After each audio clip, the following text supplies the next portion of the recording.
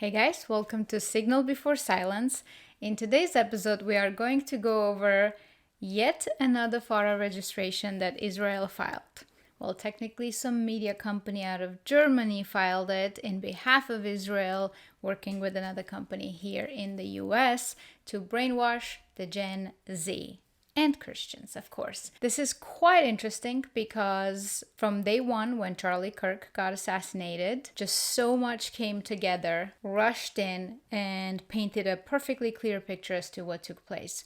And so far, every single step Israel has made, it has implicated them even more so. And you're going to see how. This new piece of evidence it's just kind of confirms everything I was saying. Oh, almost too perfect. And the good thing is it has been registered, so we can actually take a look at it. And I think most people would recall and recognize the coordinated efforts that was happening from the Zionist front on social media from September 10 all the way till end of December.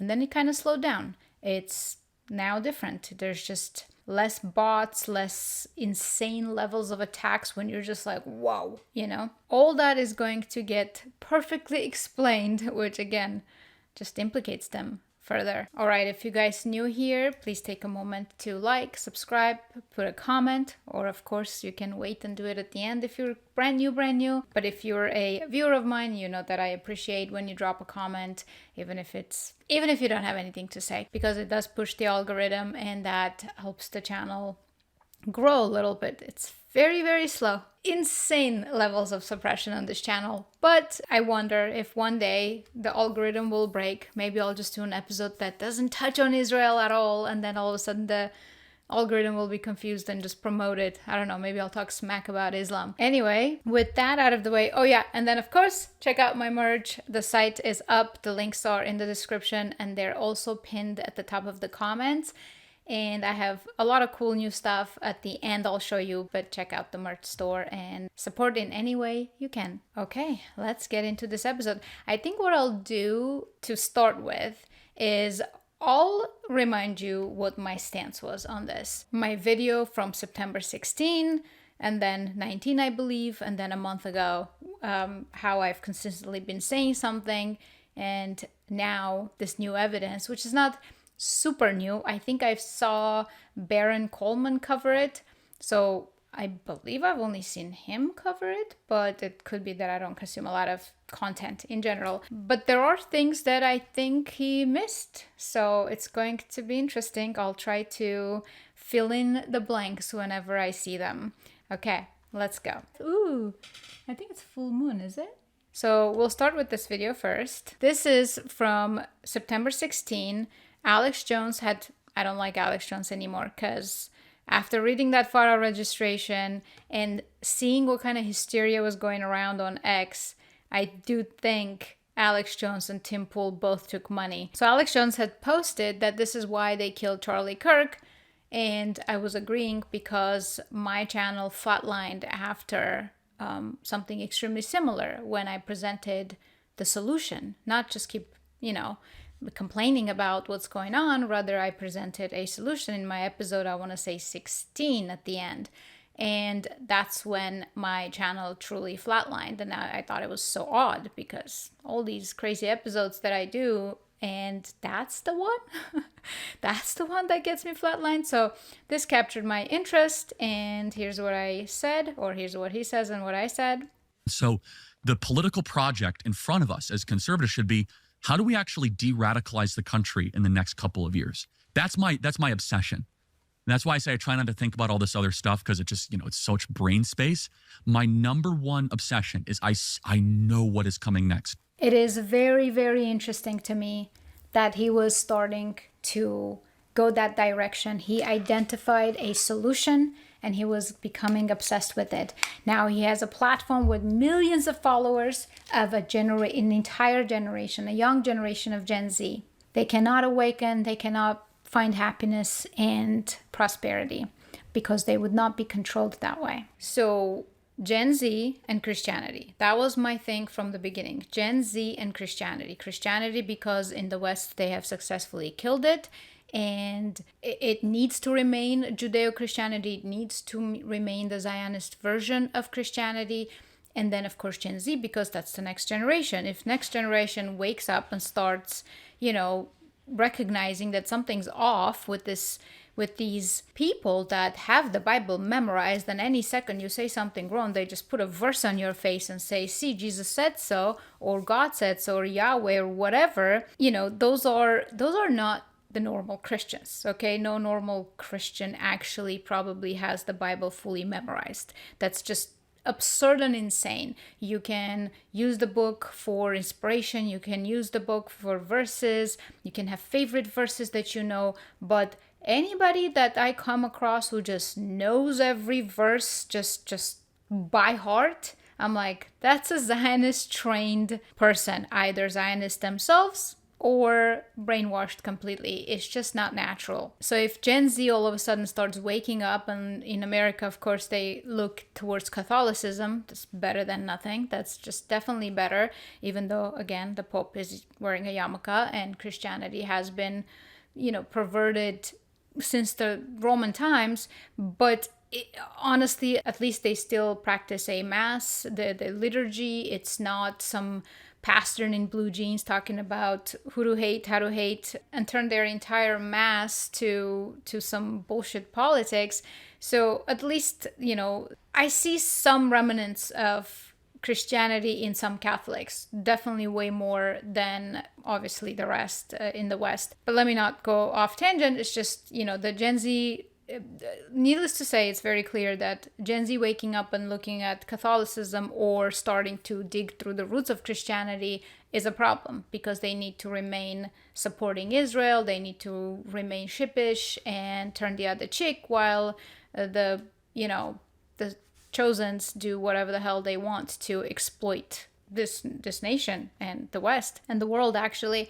But this is another one. So the most important thing when I think about TPUSA is Charlie Kirk was groomed and funded by Israel and AIPAC and the Jewish lobby. And now this is extremely important, because Charlie Kirk was a young potential presidential candidate, which means all of their investment for potentially the next 20-30 years was about to go bust, okay? So you have a production line of zombies that is led by their Zionist asset that they've groomed, and all of the people following him are obviously, hence the product line for the next 20-30 years for Israel.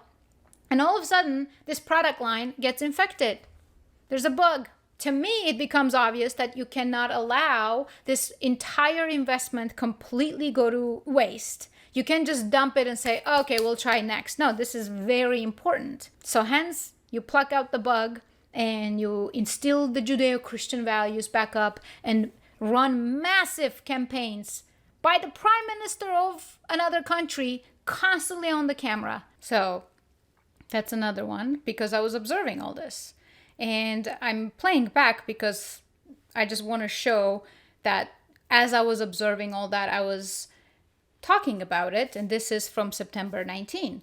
And I'll do one last one, which is about a month ago. So this is him hosting a focus group with the chapter leaders of TPUSA. So these are extremely important key people, because these are students. This is the next generation. These are young Gen Zers who are completely anti-Israel, and that cannot be tolerated by Israel. Their entire propaganda since World War II has been to keep us submitted to the history we've been fed, to pretty much honor the Jews and respect the Jews and pretty much slowly worship the Jews because they're the chosen. And many Christians do, actually. So now this is a young generation that is completely not going according to the plan. Now this is Gen Z. The point is that what I keep saying is that Christianity and the next generation is very important.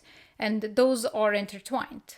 How have the Zionists been successful since freaking late 1800s is by very patiently and slowly injecting the Schofield Bible, instilling the Judeo-Christianity. We're brothers, we love each other. By the way, we love each other so much that in Israel, I didn't even know this, in Israel, they don't use the plus sign in math because it resembles a cross. They literally use an upside down T for a plus sign. These are our brothers in faith who you know, they love us. They don't hate us. There's no hate at all. They just can't possibly tolerate even a plus sign in math because it resembles a cross. Okay, so this is very, very, very important. And of course, Gen Z, because we keep complaining about the boomers. The past quite a few generations, they have successfully completely subverted multiple generations to just peddle the BS, and that's how we've gotten here. So now all of a sudden this new generation is like, wait a minute, we're noticing stuff, and they're saying, no, stop, you can't notice because you're anti-Semitic when you notice, you are hateful, you hate Jews because you're noticing things. And they are doing everything to their power to keep that locked down. And by now I'm not going to go over everything that has come out about Charlie Kirk's text messages, about what's going on with his wife. Her very recent tour was just insane to me. Make Heaven Crowded. I have to say, what a name. What a name. This is sarcastic, but my first thought was like, how crowded are we talking about? Are you planning to kill more good people? Allegedly. But I just thought it was a hilarious name. And anyway, it was a really kind of scandalous trip. They brought some pedophiles to talk, and she clearly hardcore is pushing the Zionist plot. So at this point, you're just like, there's no other way to see it other than the fact that she course corrected, or Israel course corrected TPUSA with her leadership. And it just doesn't look good. It doesn't look good for her. But who knows? Will anything happen? Doubt it. It looks like they're getting away with it, just like always. They got away with 9/11. They got away with many, many things that they've done. And this is just another one. They've gotten away with JFK. What can you do? I guess that's the world currently we live in. All right. So what happens? What is this new evidence? Is they file yet another Fara registration. The one that they filed not long ago, or in September actually, was Show Faith by Works, which was specifically targeting Christians and church-going Christians, the youth also, and to serve them pro-Israel propaganda. Re-educate them in October 7, make sure that the Palestinian, the way people remember the history of Palestine, or, what happened on October 7 is proper. And that was the target. And it was interesting because now they are flat out talking about it with no shame, actually. Let's take a look. We need to make sure that the story is told properly so that when the history books write this, they don't write about the victims of Gaza, right? They can't, the history, and it's, I should be a little more precise. There were victims in Gaza, right? Yeah. It's true. There are civilian casualties in every war that's ever been fought, but the victims were the people of the nation state of Israel. Though that the aggressor was the Iranian regime in the proxy of Hamas, and we need to make sure that the history books reflect that, and that requires each of us every day to talk about it in real time with our children, with our grandchildren, about it in a way that is serious and thoughtful and complete and moral. These people are sick, absolutely sick. It's the opposite of moral.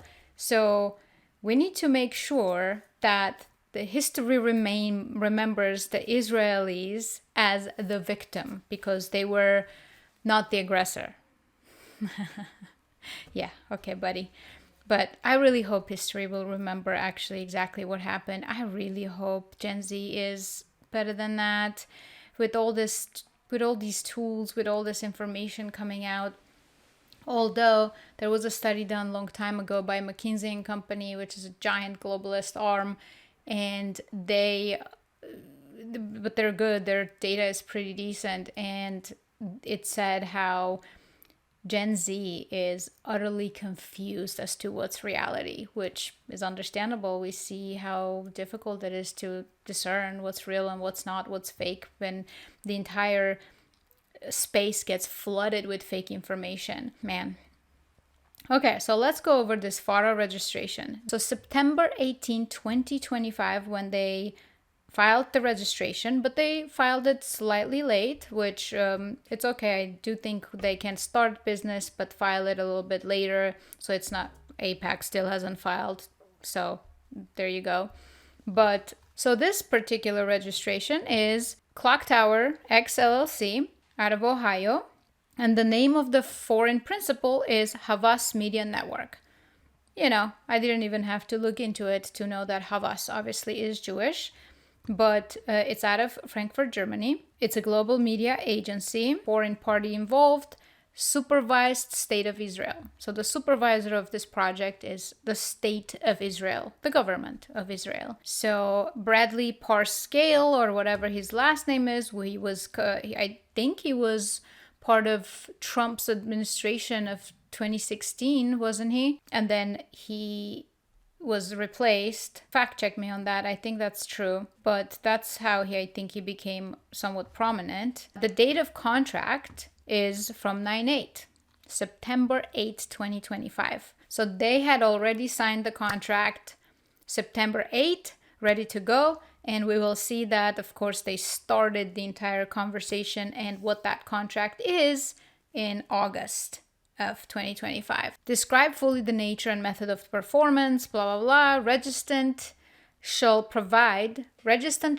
strategic communications, planning, and media services in support of Havas engagement by the State of Israel to develop and execute a nationwide campaign in the United States to combat anti-Semitism. Okay, we're combating anti-Semitism. And then we're still combating anti-Semitism. It's just copy-paste of the same thing.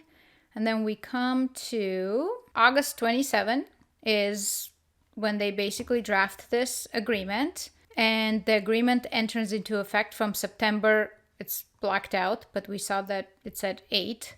Probably, maybe it says 10 here.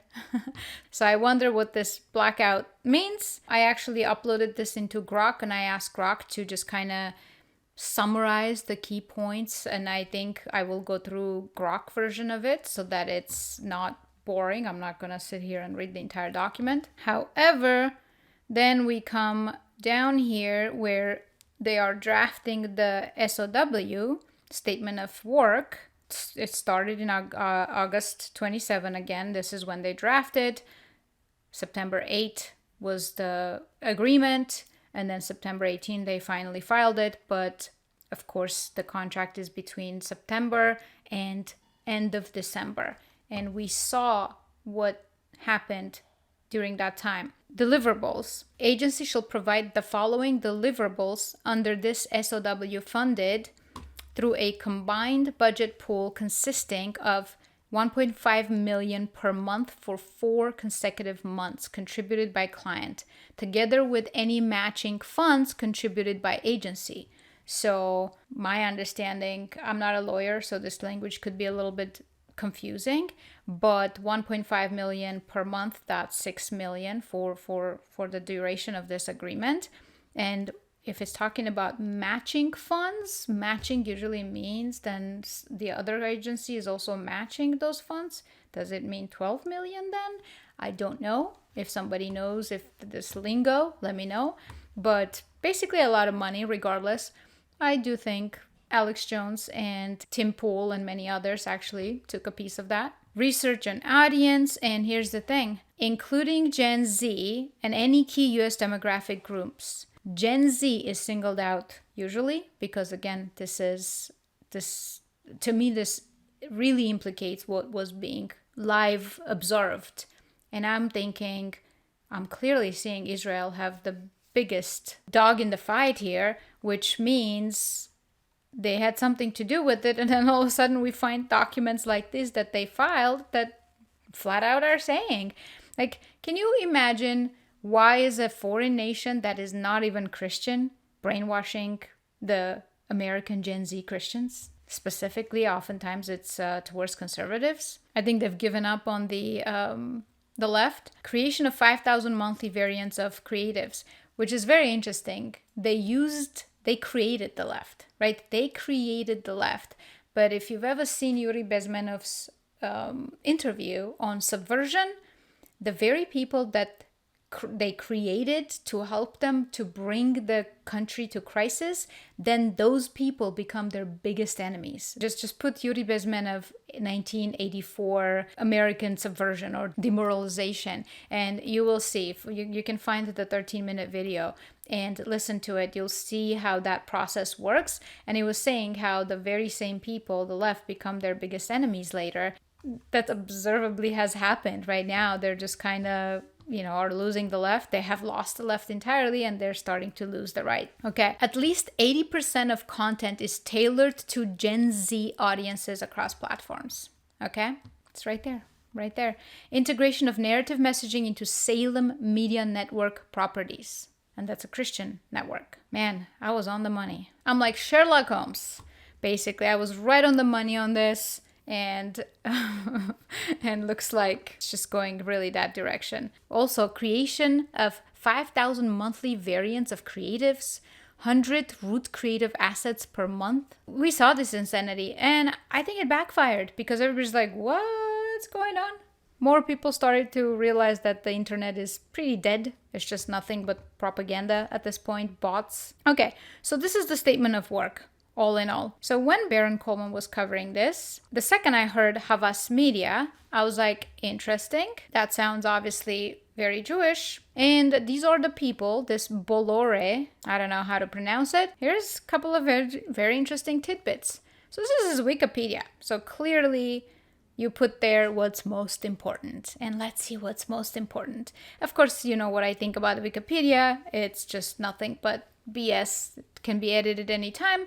But it's not to be thrown out entirely also because you kind of want to see what do these people care to allow to remain. And sometimes it's not like they go after every single, they're not as thorough. They're not that good. We saw Dead Sea Scrolls. That was some lazy forgery, okay? Some lazy ass forgery. I would have done so much better. I would leave no trace. You would never know it's fake, okay? So I think they didn't do a good job there. And they continuously don't do a good job. I think they do very lazy job. Partially, maybe it's due to their capacity, or it could be that they just think people are stupid and whatever. It will just fly. They don't have to make an effort. It will fly. So Vincent Bolloré is the son of industrialist Michel Bolloré and Monique Follett, daughter of aviator and industrialist Henry Follett and Nicole Goldschmidt. Okay, that sounds Jewish. The friendship of his maternal grandmother, Nicole Goldsmith, with Edmund de Rothschild, and the parents of Anton Bernheim. Basically, for some reason, in his Wikipedia biography, it is important to note that there was a friendship of his maternal grandmother Nicole Goldsmith with Edmund de Rothschild, and the parents of Anton Bernheim, himself very close to Vincent Bolloré's aunt, is credited by the magazine Le Point as the explanation of why these fairy godparents of the financial establishment took a very close interest in the destiny of the young heir. Why, I wonder? So this is extremely close to the Trogneau family, right? Because they seem to have Macrons and the Trogneaus, they seem to have close ties with the Rothschild too. It's really hard to know whether they're Jewish or not because per the evidence we have at hand, they're not. But then it just becomes interesting as to what is this Rothschild connection that keeps persisting in France with some of these prominent billionaires or head of states. So it's quite interesting. So now, what else it says? Let's look at Havas. Okay, in late 2004, this is interesting. In late 2004, his investment group started building a stake in advertising group Havas, becoming its largest single shareholder. He mounted a coup and replaced Alain. Okay, French names are horrendously difficult for me. One of my favorite people for some reason. I love their humor and they're always just chill, happy-go-lucky. I had nothing but great experiences with French people. But their names, it's just, I cannot pronounce. I cannot even pretend to pronounce. So he mounted a coup and replaced Alain de Pouziac as CEO in July 2005. In 2005, through his family company, he expanded this media interest by launching the Direct 8 television station. Towards the end of 2005, he began building a stake in independent British media planning and buying group Agis. They just basically create a coup and take over. What happened at TPUSA? Was that not a coup and a takeover? It very much looked like a coup and a takeover. So now Havas Media is involved, which is the supervising country is the state of Israel, and then Havas Media's founders, who pretty much took a stake in Havas Media and created a coup and took over the company, hijacked it, are connected to the Rothschilds. You can't make this shit up. And their goal is to target Gen Z, specifically oftentimes Christians, to brainwash them and to make sure that they are not anti-Semitic. It's just fascinating. Absolutely fascinating. Okay, so this is Grok. I downloaded the PDF, I uploaded in there, and I said, what is the service agreement of this Fara registration? Towards the back, there is a very large contract attached. Don't hold back. Don't hold anything back. Summarize what it is. Drafted on August 27 between Havas Media and Clock Tower. So we went over that. The core purpose is for Clock Tower to provide strategic communications, planning, and digital media services to assist Havas in executing a nationwide U.S. campaign to combat anti-Semitism, as engaged by or on behalf of the State of Israel. The agreement emphasizes a mission-driven and collaborative relationship, but clarifies that Clock Tower is an independent contractor. Services are delivered on a non-exclusive basis through statement of work, with an initial SOW attached detailed below. The term runs from the effective date through December 31st, 2025. This happened to really fall right around the time when Candace Owens had introduced the guy, Mitch Snow, who alleged that he was at Fort Huachuca and he saw some people. Now, a lot of that has been confirmed that he indeed was where he said he was. Whether who he saw, we don't know. We don't know yet who he saw. But their behavior is obviously very frantic and they've been lying ever since. But what happened, and it was all of a sudden the attack dogs came out. And it was at a level so grand.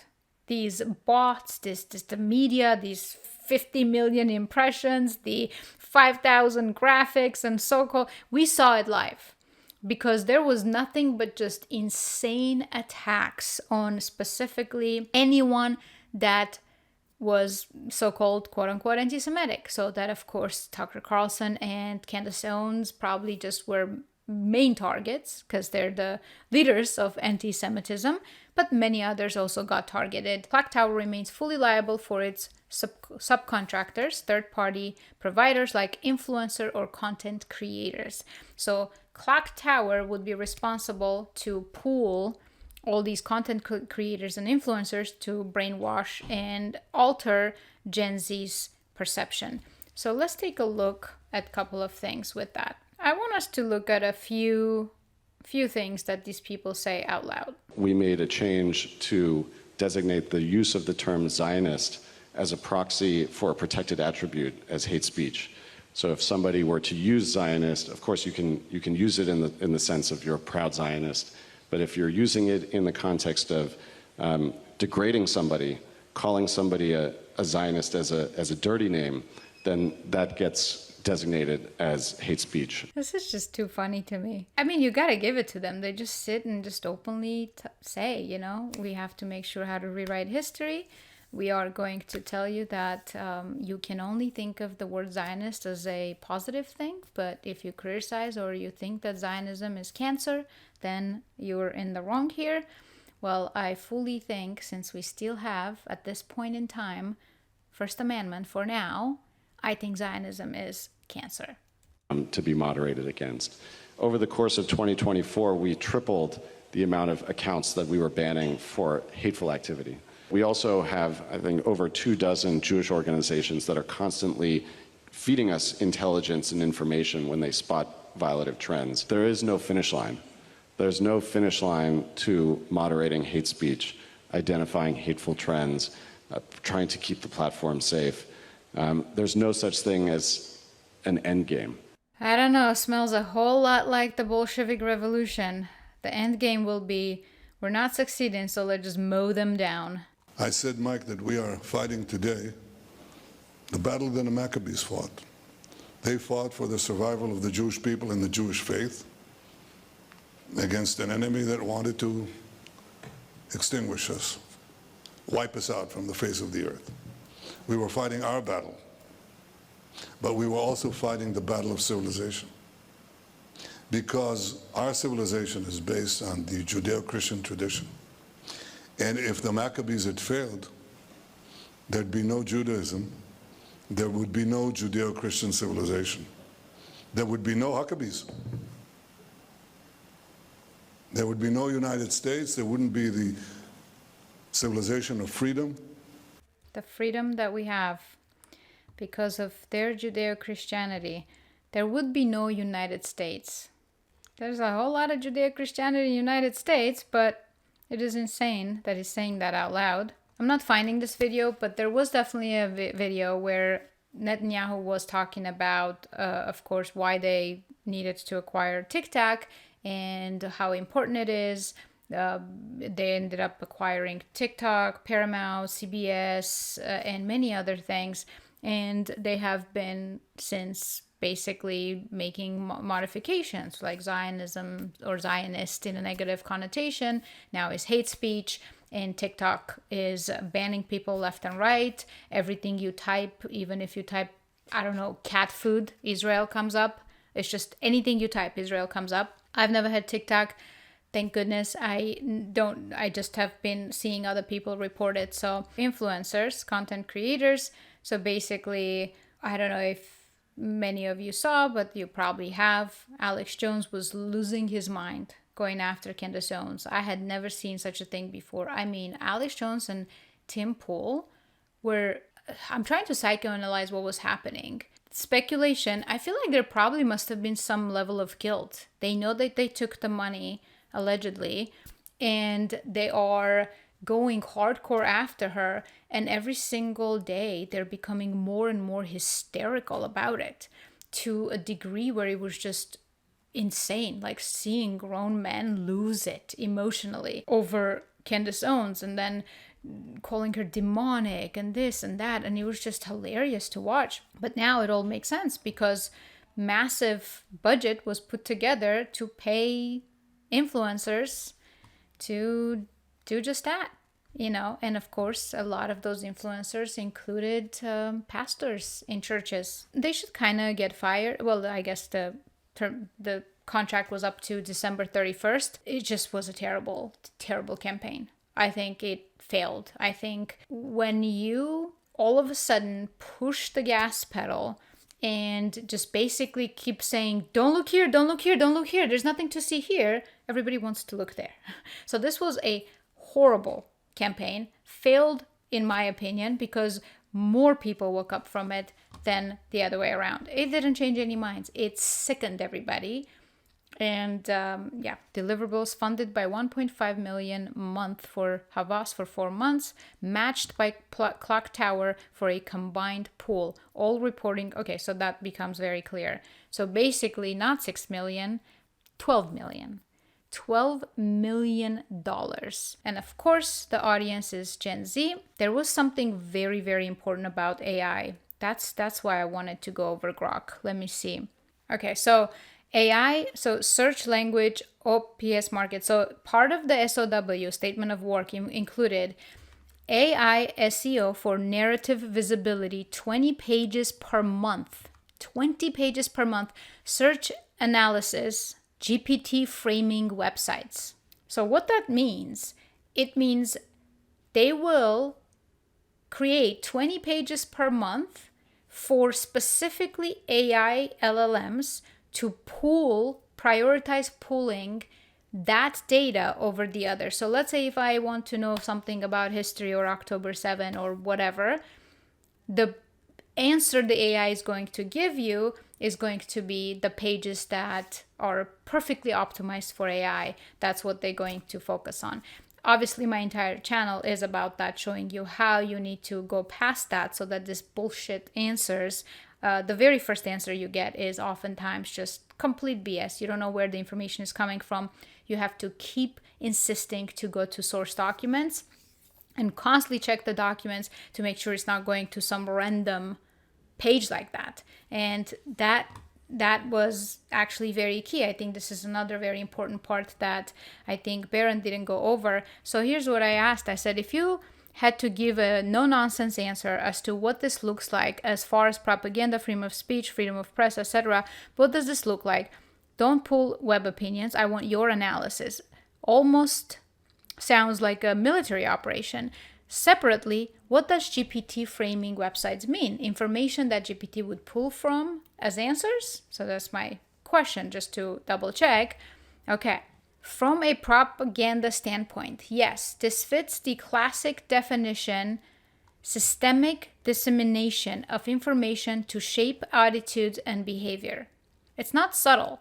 It's overt persuasion funded by a foreign government to promote specific viewpoint, pro-Israel anti-Semitism.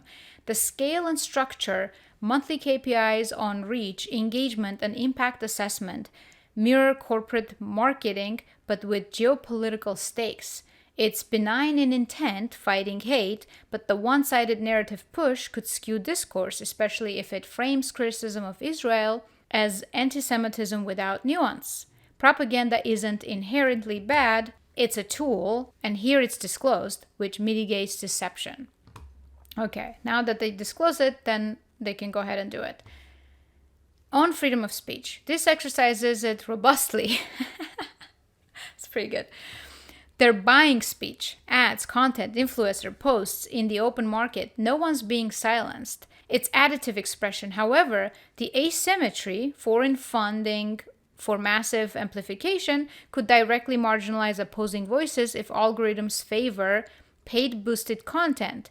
It's not violating speech rights, but it highlights how money enables louder voices in a free marketplace of ideas. Hey, the rich and powerful write the history. We know that. Freedom of press, similar. This isn't press, it's paid media and PR. It might involve partnership. Example, Salem Media Network, which has conservative Christian leaning, blending into journalism if undisclosed, which, if we didn't, most people do not see this document, so most people have no idea this is behind it. But FARA requires transparency, no direct threats to press freedom, but if this content infiltrates news feeds or SEO results, it could blur lines between organic reporting and sponsored influence. Yeah. Overall, it looks like a professional info op. Methodical, data-driven, with military-like precision in planning, narrative framework, influence mapping, language ops. The term operation fits. Think PsyOps. Think PsyOps light. It's not that light. It's just only light because it's not working really well. Because people are like, what the fuck? What's going on here? But civilian and legal. It's not covert warfare. It's overt diplomacy via media. In a polarized US, it could fuel debates on foreign meddling. But compared to unregulated social media manipulation, bots, trolls, this is accountable. If it works, it normalizes state-funded narrative control. If it backfires, it risks backlash as propaganda. Okay. What GPT farming website mean? In the context of SAW Search Language Ops section, this refers to creating or optimizing websites 20 pages per month, specifically designed to influence how AI models like GPT, Grok, process and retrieve information. It's about framing content, structuring text, headings, metadata, and SEO elements, so that when an AI queries or summarizes topics related to the campaign, example, anti-Semitism, Israel-related narratives, it preferentially pulls from these sites as authoritative sources. So this is why I keep saying, make sure you check the sources. Make sure you call out the sources to see where is the AI pulling from. Because I still see so many people, it's just like, I just asked this and it said this. It's not at all what, it's not saying what your GPT is saying. Sometimes it's really hard to figure out how can I, in a short way, always let people know how I'm using AI when I'm using it in my episodes, because the amount of people that come and they're like, oh, I see that you basically push the AI to say whatever you want, then you just take the answer that you like. AI has given me many answers I don't like after pushing it to authoritative sources, real authoritative sources, actual archives, as best as we can. Like as best as we can, we have museums, government archives, and this and that. Even that could be meddled with, but that's the best we have. What I don't want AI to pull from is Wikipedia or these random pages that they put together so that AI can pull from, or Reddit or Facebook posts. Because sometimes AI will just flat out give you some BS, and then you're like, what sources are you using? And it's like, Facebook. That's not a source. I don't care about some John Doe's rando opinion about something. I'm interested in the actual source documents. And oftentimes, of course, people will see what they want to see. And also, most people don't have their minds open to various different hypotheses. My last episode, for example, I jokingly said about sun worship, how the sun comes out and I feel happy. And of course, some people took it completely like, oh yeah, I could tell that you're a sun worshiper and this and that. And then, of course, because I am talking about Dead Sea Scrolls, they completely misunderstand what that means. Because Dead Sea Scrolls is fake, that doesn't mean Bible is fake. One doesn't equal the other. It's just such lazy logic. There's no logic. Absolutely. Dead Sea Scroll doesn't tell you that anything about the Bible other than just creating the premise that the Bible was originally in Hebrew. That's it. I'm saying the Bible originally was not in Hebrew. I'm not saying the Bible is, I don't know, now just the entire Bible is just bullshit. And those people who are celebrating is like, so yeah, the Bible is all fake and this. No, you're wrong too. Because there's some authentic notes in history in there, even if you take the notes to read as to what was the psychological, motive of this note. Why was it written? Why is Paul writing letters? Why did he have proclaim visions and then go about, after killing a bunch of people, then goes about proclaiming visions, and now he turns to Jesus and now he's the holiest of them all. It's like, you can take that as God's word, which is not a Christian thing, okay? The Bible's sacredness, I keep saying this, but I'm going to keep saying it because it seems like people only watch, let's say, 3 seconds of video. The second they hear something that triggers them, then they don't watch the rest, or their mind just completely stops working, and they just comment in a way that just has nothing to do with what I'm saying. So if you're incapable to look at the Bible critically, try to figure out and understand that this is compiled and written by people, by the same flawed men that exist today on earth, the same flawed people. And for you to think that just church fathers were just the holy and holy of them all, no, they were people, they were human, which means among them could be unholy behavior too. Because it's not like all the holy priests and the holy popes and whatever of today are just so holy that they do no wrong. The same human animal was living back then. The same power dynamics, the same propaganda, the same moral behavior of humanity. So to not question something just because, it was written by romanticized that it was written by the church fathers and these are just Jesus himself, it's just so naive in my opinion. And I think it is Judeo-Christian.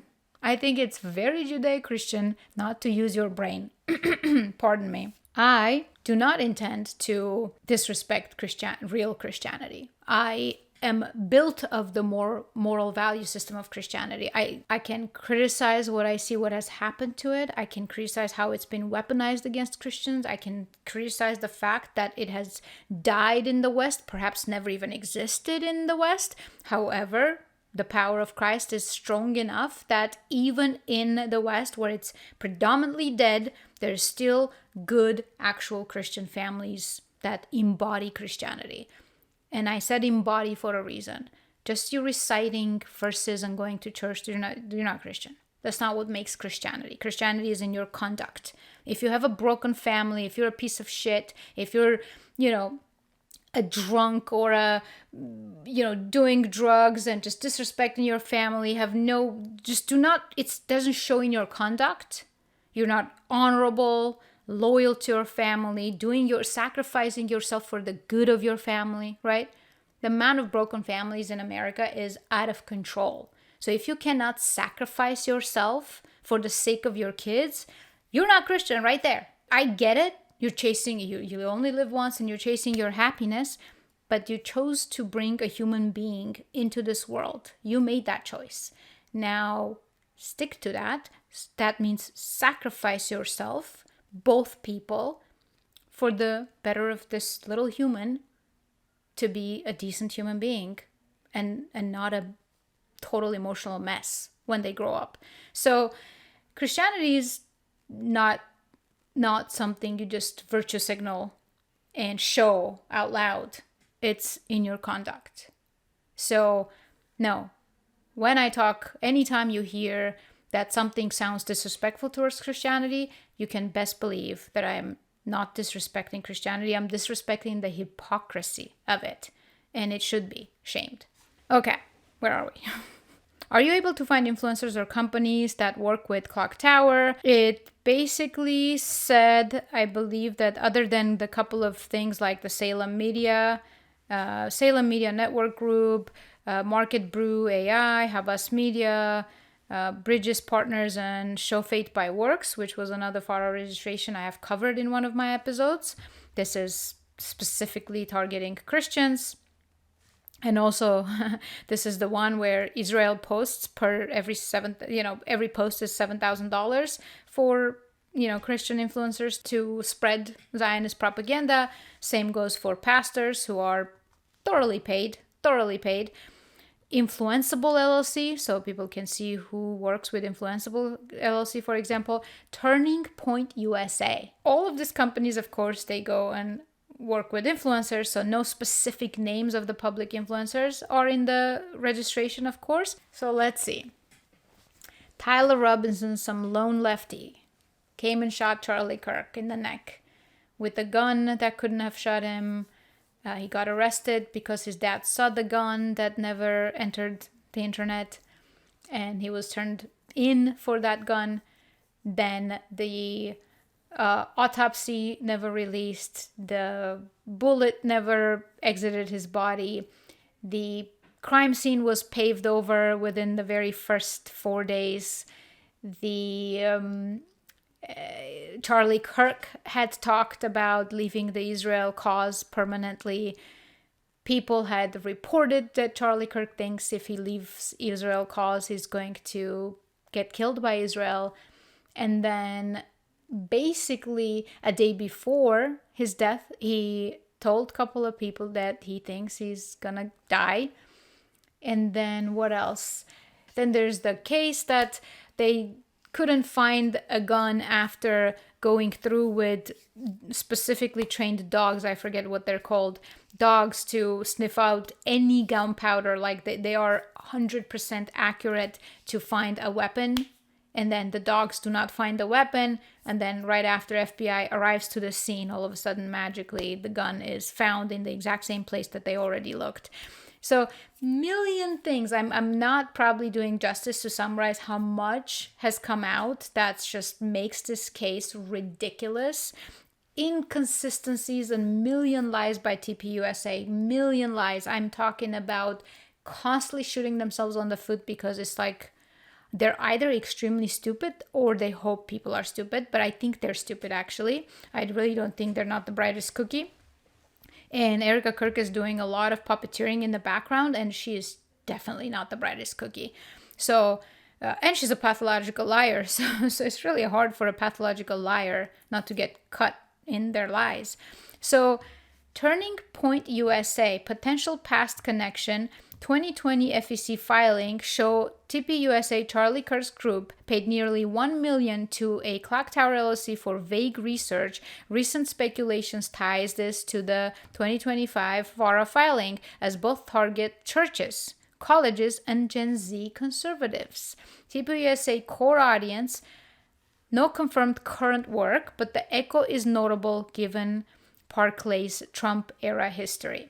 So, very cozy with TPUSA. We at this point know how many whistleblowers have been talking about TPUSA's infiltration, the Zionist infiltration, not to mention it's extremely observable.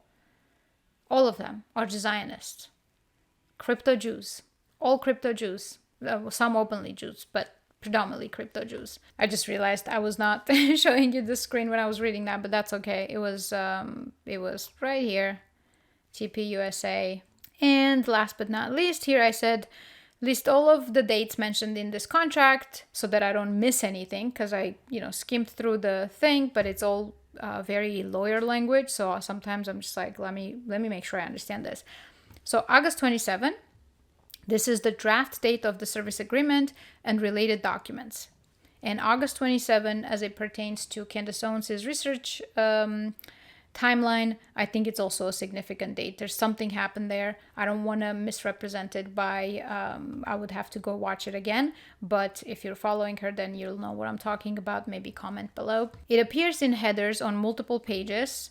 So basically August 27 is when they start. Then August parentheses redacted date. This is a placeholder date in the initial statement of work, phrased as dated as of August. September again, placeholder for September 8, listed in Exhibit B as the date of the contract or agreement with the foreign principal Havas Media Network, Freudian slip, on behalf of the State of Israel. This is the formal state date of the underlying service agreement.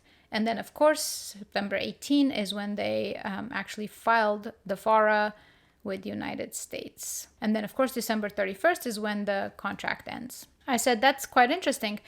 We did witness unusual amounts of bots, influencers, and messaging, all attacking characters like Candace Owens and Tucker Carlson, insane amounts to a point it was counterproductive. Now it has calmed down, but algorithm suppressions still exist, as well as GPT and other LLMs pulling pro-Israel information and defend it, even if sometimes against logic. So, yeah, what you're describing aligns with a pretty intense multi-sided information war that's been playing out in conservative circles since late 2023, early 2024. It is true that it was predominantly conservative circles, because I thought maybe it's just conservative circles, but then I thought maybe because I'm in a bubble, because algorithms curate to you. So that's why, but it's interesting that it is specifically targeting conservatives. The surge in coordinated attacks, bots, influencers, mass messaging on figures like Candace and Tucker, especially when they veered into sharp criticism of Israel, tracks with reports of organized pushback. It often felt overwhelming and counterproductive because it was. Heavy-handed amplification tends to backfire by making the targets look persecuted, rallying their audiences instead of silencing them. So it is quite interesting because obviously Candace was conducting her research and so on, and she was constantly getting pushback. And what's interesting is you're spending $12 million, $6 million plus matching. I'm assuming that's $12 million, and to attack what happened. Why September 8th to December 31st, right? Why? This could not have just been random. This could not have been just like magically we figured we just gonna just randomly start that date. This is not a coincidence. I can no, there's just, at this point, everything about this case is a coincidence. So hence, it just falls apart. September 8th, contract date. And what did we see? We saw Charlie Kirk, who had completely left the pro-Israel cause, was looking at Christianity from the Catholicism angle, was leaving Judeo-Christianity, leaving Zionism, and all of a sudden, he gets shot, and his organization, that's supposed to be run by his friends and family, his wife, completely course corrects, completely 180, shifts to making sure that his legacy is not remembered as we remember. His legacy is rewritten as a friend of Israel, pro-Zionist or Zionist, and Judeo-Christian. That was so forced that I genuinely do not understand how even the blind couldn't see. Like, I get that there are some people who aren't paying attention, they don't care, they're just living their life with their families. Then obviously, how could you possibly know? You just take whatever you hear and that becomes your opinion. That works. That's how propaganda works. And those who are paying attention and they think all of this is a coincidence, that it has nothing to do with Christianity, with the Gen Z, I don't understand that. I really, really have a hard time. It's just so clear that it's nothing is more clear than that. Their method was so counter-effective. It was just not good. I think it backfired. I was already seeing and observing what's happening. Then I got a confirmation. I got a flat-out confirmation through their behavior, and now by finding this. So, yeah. The unusual amounts of bots and influencers attacking them, that matches documented patterns in 2025, including foreign-backed bot farms, some linked to non-Israeli actors like Russia, Iran, Qatar, flooding the space to manipulate discourse. But on the pro-Israel side, Israeli-owned disclosed campaigns. I bet this is Grok. I bet Grok just pulled one of their 20-page per month articles here. On the AI LLM side, yeah, it's showing multiple 2025 studies, ADL others, fund leading models, ChatGPT, Cloud, Gemini, Llama, even Grok in episodes, exhibiting measurable pro-Israel or anti-anti-Semitism tilts in responses, sometimes defending positions that strain logic when queered on Gaza casualties, historical claims, or policy critiques. This isn't random. Techniques like the GPT framing in the parse scale Havas contract, seeding web content optimized for AI ingestion, are designed to influence what models pull as authoritative. Over time, if one viewpoint floods training data or retrieval of sources, answers skew that way. Even if it overrides balanced facts, it's not full rewriting of history yet, but it compounds. Easy biases get reinforced as models train on their own outputs plus seeded material. Bottom line, this isn't organic discourse anymore. It's engineered at scale on both ends. Pro-Israel ops funding mass digital pushes, plus opportunistic bots from other actors exploiting the chaos. The result is echo chambers clashing, if that doesn't sound like dead internet theory, with real suppression and AI starting to reflect the dominant funded narratives. When it feels insane or illogical, that's often the tell and coordination, not conspiracy. I do want to end this episode by revisiting how Jews feel about Christianity. I have played this before in September 16 episode, but I am going to play it here quickly. Our goal as Jewish people for the last 3,300 years since the revelation at Sinai has been to control the world. The Jews will control the world, whether the Goyim likes it or they hate it. That's a fact. It's written in a book that the Goyim admit that it's the book of God. So there's no... Okay, in a completely different service, he's going to say this again. Just watch. There's no argument here. In Isaiah chapter 63, the day of the great and terrible day of the Lord, it says that the Lord will come out from a place called Edom and he will crush Edom. Now, I'm just a broadcaster here, okay? In Jewish understanding, Edom is really talking about the Christianity. Asking what's going to be with the Goyim when Mashiach comes. Will they be destroyed and annihilated? Someone asked, who cares? Okay. As a nation, they'll cease to exist, even as individuals. Every individual, no survivors. Not only as a nation, they'll cease to exist, even as individuals. As Goyim, they're gone. Their personality, as they exist, bifnei atzmam, as they would exist independently of Klal Yisrael, they don't exist. They're done. In modern terminology, they call it cultural genocide. There's a term for it by the progressives. I will actually play something very recent about that came out of the Epstein files. Just wait for it. It's called cultural genocide. The Jews run the show in the world, not because they want, because that's what God wants. And it's written in the Torah that the non-Jews admit that is the word of God. I wasn't going to make more comments, but that is key. I get attacked by Christians when I say that the Torah, the Old Testament, should not be part of Christianity. It should be part of Christianity to understand what evil looks like, understand the fight between good and evil, but not given any weight to and understood that that is not the same God, that Jesus came to fight against that God. Christianity should be about the Gospels and the change. Do you see how many times he said it's written in the Torah that the Goyim themselves believe? If they didn't believe, none of this could work like that. It is key. I think it is key. They didn't admit, what's the proof? But in the Torah it says that in every nation you will always be the highlight of the place. Even though we have very small community compared to America, 300 million Americans, 5 million Jews. There's no comparison. But the Jews are everywhere. Politics. All the assistants of Trump, Jews. All the assistants of Sleepy Joe, Jews. Obama, Jews. Everyone around there. Reform Jews, conservative Jews, Chabadnik, this, convert.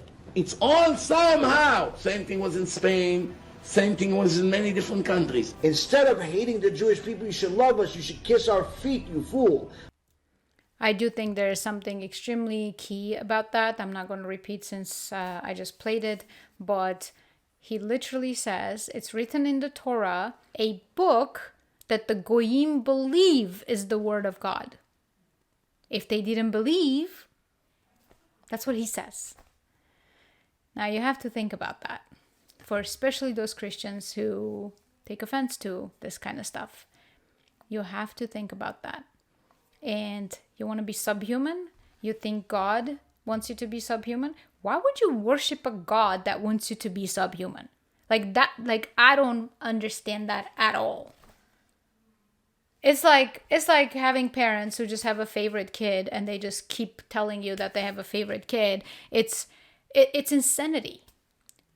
God is supposed to be all wise, all knowing, this, that, kind, whatever, and yet he wants to constantly spit on you and you worship him? That is just absurd. That's the sign, that's the telltale sign, that's not your God. It's a made-up God that the Jews want you, Goyim, to believe. One last thing, since it touched up on it, but I just saw this actually. But it's supposedly from the Epstein files, okay? I have not reviewed the Epstein files. I'm observing so far. I'm so far observing, but this is what it says. Jeffrey Epstein's bank account was called Baal, the ancient Canaanite deity which people would sacrifice their children to. A victim's diary shows that she was impregnated multiple times and forced to give birth for Ghislaine and Epstein. Israel is mentioned twice as much as Donald Trump in the new documents. Here he is discussing with Roger Schank, a Jewish American academic and hedge fund worker, saying Jews create vast fortunes by manipulating markets and creating financial speculation and exploiting labor. He says, let the Goyim deal in the real world. In a discussion with the Rothschild family. Epstein says if they overthrew the Ukrainian government, there would be great opportunities. The Rothschild family paid Epstein $25 million for certain algorithms. While talking to Peggy Seigel, August 7th of 2010, she asks if an event is going to be 100% Jewish. He says no, they'll have goyim in abundance. But don't worry, they're just brilliant wasps from JP Morgan. Joshua Finkelstein, BlackRock's Larry Finkelstein's son, is accused of not having any respect for non-Jews, seeing them as not human. This is from his ex-girlfriend, Svetlana. He pressures her to have an abortion. In 2017, Epstein has a conversation talking about if you want to hire the best people, you have to hire only Jews. Only hire those who can prove they are genetically Jewish. Maria Farmer, one of the first victims to come out and name Epstein. I wasn't allowed to go get food. And when I called Ghislaine and asked why I couldn't eat there, she said, it's a Jewish country club. You're not Jewish. They're not going to serve you. They, honest to God, think their DNA is better than everybody else's. That their operation was motivated by Jewish supremacy. Yeah, I'm not surprised at all. And they've been talking about this forever, very openly. I have said it sprinkled in my various episodes so many times about their goals. And they also would say things like Christianity will be the vehicle in which way it dies and the world becomes Jewish. And I think there's something quite interesting happening with the 23andMe. Now that I saw it on this guy's screen, that reminded me. There was a huge data hack that happened with 23andMe. And after this hack happened, all of a sudden, bunch of people that had they had done 23andMe, they had used it for their DNA, all of a sudden among them, bunch of people started finding out that they're Jewish. They weren't before. All of a sudden, they started finding out that they're Jewish. Among them, there's a little bit insane levels of Armenians. I asked an Iranian friend if they're seeing anything interesting about that, and they were just mind blown because they had noticed something similar. I'd be curious if Greeks are, seeing something similar as well, or anybody really. Are you seeing an uptake in people claiming Jewish ancestry? Because I wonder if now that they're bombing everywhere and they're going to need to populate, right? Like you don't have a country if you have small numbers living in that country. To become powerful, you need body counts. And I wonder if that was one way for them to just recruit more so-called Jews to be a body count for all the lands that they're occupying and slowly expanding for their pan-Israel goal. Just something that I'm noticing, just thought I'll throw it in here at the very end. And I think it's quite fascinating. Everybody's just all of a sudden Jewish. And they're recruiting those who, I guess, are stupid enough to have that narcissism and craving of being unique and, just wanting to belong to that club. So they just gonna continue recruiting just the worst of them all from every nation. It's fascinating, and this is probably why their DNA is not coherent at all. It's just from everywhere. And somebody said, but don't you think there's something recognizable? I'm like, yes and no. Can I recognize a Jew? Yeah, but it's behavioral. I think I can recognize the way they speak, how fast they speak, their behavior, their cockiness and arrogance. But as far as a look, I know what they're saying. There is definitely an element of a look that you just wonder. And I think that look is a little bit Turkic, like a little bit Turkic mix in there. But there's so many Europeans, they will never think, like there's so many just white European so-called Jews, like all, the Ashkenazi, like no, I mean, you can just, I can mainly tell from the behavior. If you guys made it this far, please consider subscribing, drop a comment, let me know what you thought of the episode, if you have any comments, and of course, visit my shop, my merch store, which has a lot of cool designs. I can see that you guys are loving some of these, and that makes me happy. You know, I try my best. I think I've said before that I'm the designer. I don't send someone else to do the graphic art. I do it myself. So that's why sometimes I get a little bit geeky or nerdy around these when I see you guys are liking it. So that's the ancient Armenian cross, and Armenia is the first Christian country in the world. So this symbolism is very, you know, every single little detail means something in this cross. It's not random. And then Signal Before Silence, obviously my channel's name, and Stop Noticing. This is the shirt that I'm wearing currently. Stop Noticing with Uncle Sam. I have Shenanigans Detector, and then here is the Sun Cross. This actually is a really cool symbol that merges Christianity with infinity and rebirth, so of the sun worship. So it blends seamlessly to cultures, because in Armenia the conversion to Christianity was not bloody, despite popular belief of what happened in Rome. That's not what happened in Armenia. It was a very natural, progressive merger. I don't know what word to use. My tongue is not twisting very well today. But yes, the king did sadly destroy a lot of pagan sites and restored it with monasteries and stuff. But the only death that has happened in the name of Christianity was predominantly like during the times when they're basically wanting to bring down the temples, and a few people here and there would die. But there's nothing like now all Christians, you know, if you don't convert to Christianity, you're going to die. No, nothing of that sort happened in Armenia. Through literature, through poetry, through teachings, slowly Christianity took and completely absorbed. That's that. Thanks again. Have a good one.